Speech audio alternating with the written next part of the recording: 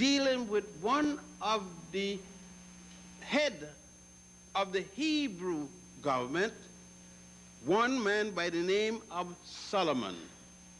The same Solomon, it is said, that had a relationship with the great queen of Ethiopia by the name of Makeda, which you commonly speak of here as the Queen of Sheba. But may I remind you, Sheba is in Asia.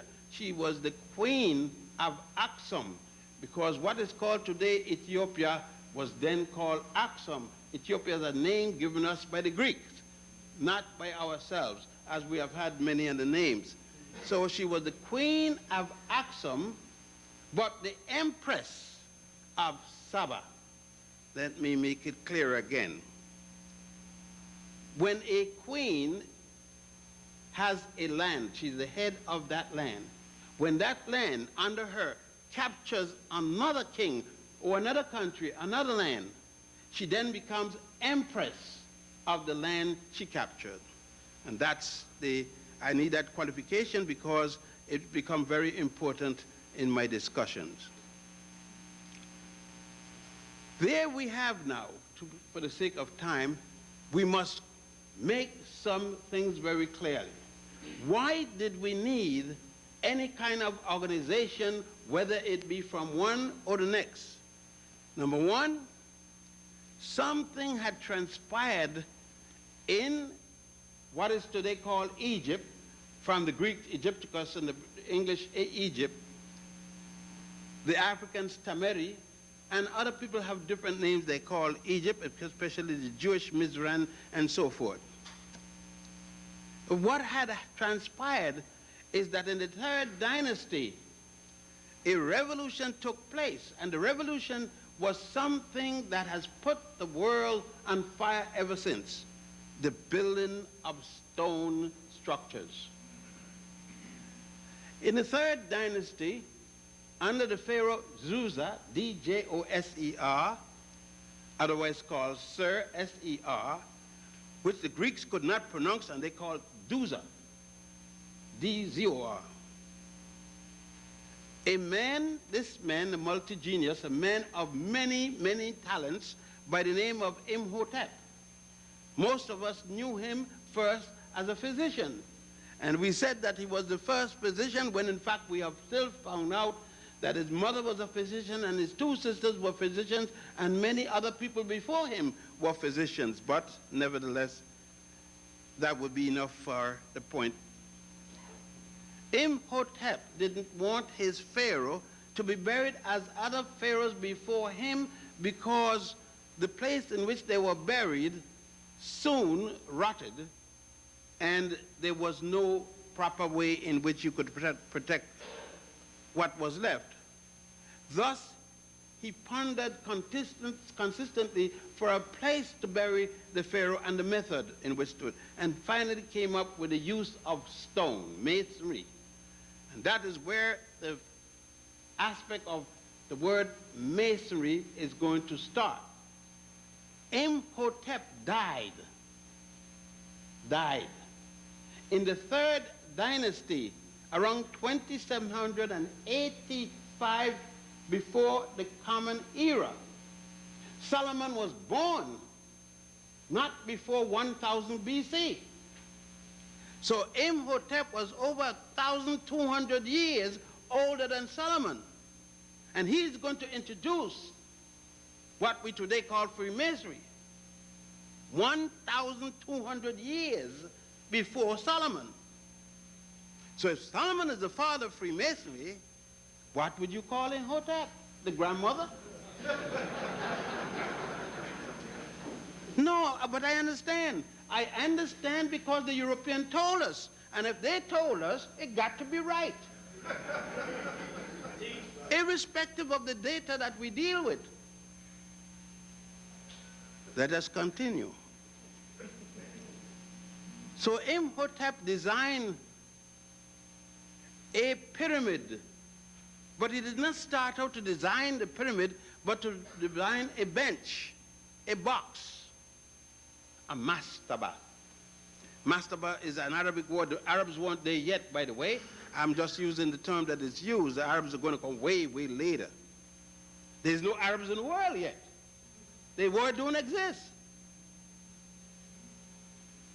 Imhotep continued and built one mastaba, two mastaba, and three, seven of them, one each smaller than the other. It looks like a wedding cake. Today, the step pyramid at Saqqara is still there to the present time, that you can go anytime to Egypt and see, as so many other of the 91 pyramids, covering over an area of 10 miles square. So it is that particular pyramid that we are interested at this particular point.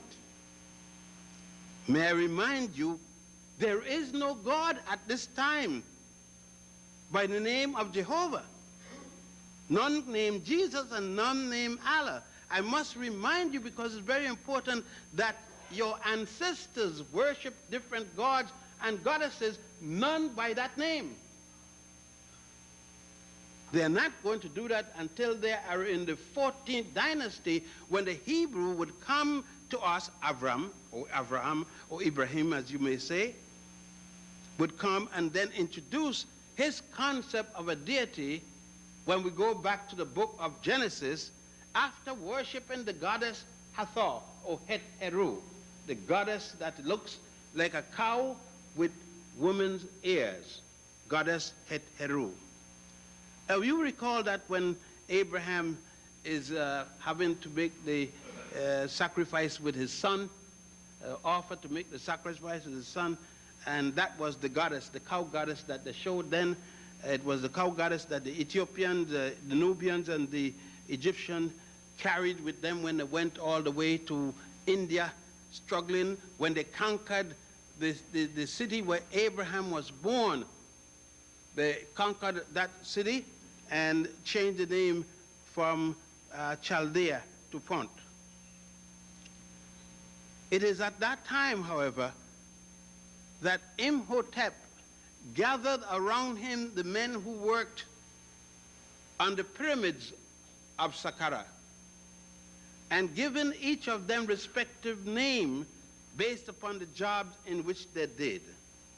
They were the master mason, and I would, in some of these cases, my brothers, I will not define the relationship of certain titles to a certain job, because you will understand why I am not doing it.